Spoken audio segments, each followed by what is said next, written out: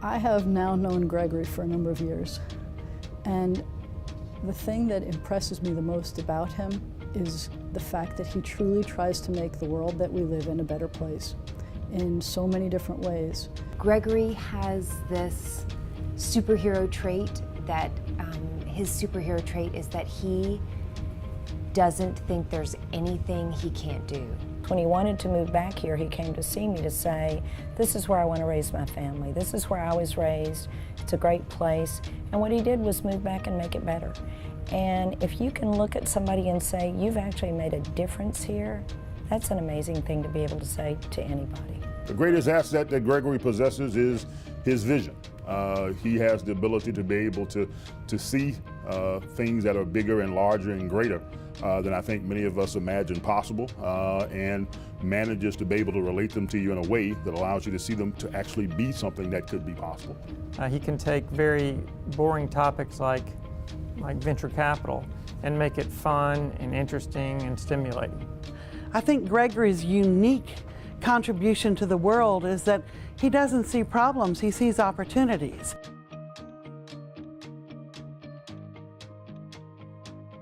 He's whip smart, everybody knows that. He's very funny. He's dedicated to a fault. I mean, he just does not let go. Anybody who knows the Kallenbergs know they don't say no to them. You just don't say no. Gregory's best attributes are the fact that he is able to get us all to follow him wherever he will go. I think of Gregory as the Pied Piper of Shreveport. He says we're all going to the river, and by golly, he's able to take over 2,000 visitors that are here already up on Common Street for the film prize and march them all down to the riverfront to see great entertainment. I think that Gregory's best attributes are his enthusiasm, which is contagious, especially for the causes that he believes in. And one of my favorite things that he supports is the community in general, the people in it, all people.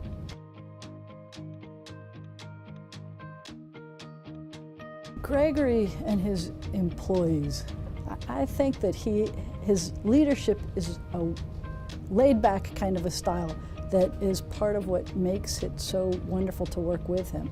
Probably leadership by chaos is best I can observe, but it's a style that appears to work. In all seriousness, it appears to be very participatory. He believes that you put together a team of very capable, qualified people, give them proper resources, give them proper directions, and then let them go and do that which they have the ability to do. Oh my gosh. Well, for one thing, he never stops. So he works 24/7. So if you're with him, you better be prepared to work 24/7 as well. His energy level, I don't know where he gets it. It's just amazing. He's got this endless well of energy. But I think he, certainly in working with us, he has encouraged me, he has cajoled me, he has begged me, but mostly he's inspired me. And that's the reason I think most people want to work with Gregory and want to follow him, is he's inspiring. He's a leader of the heart. He tries to show people the reason behind a certain project or initiative, and the good that will come out of that project or initiative, and the fun that can be generated from that project or initiative. And he tries to lever that into motivating his team, and I think he does a very good job with it.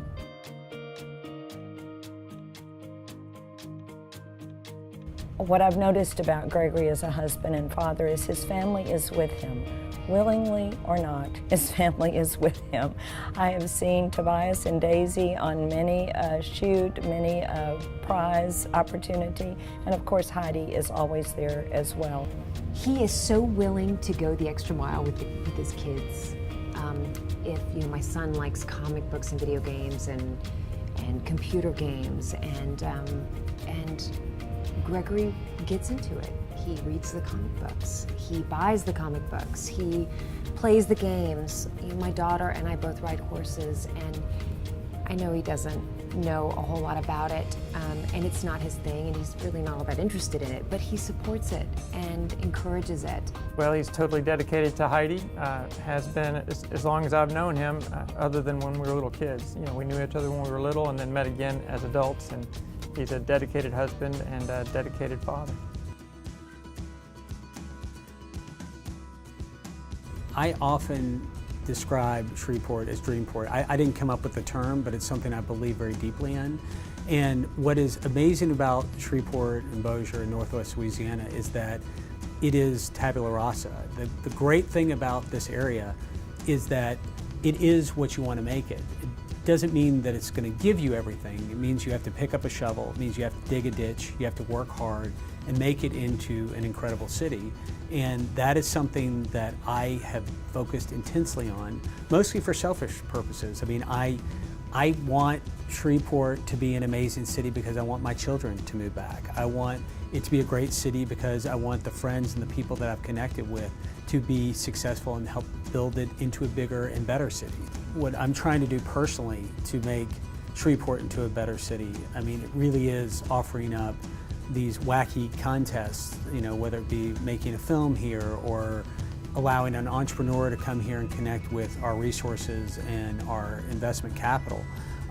Those are things that what I'm trying to do is build that foundation that any great city needs if it's going to build itself to be a greater city. Shreveport is something that has all those components.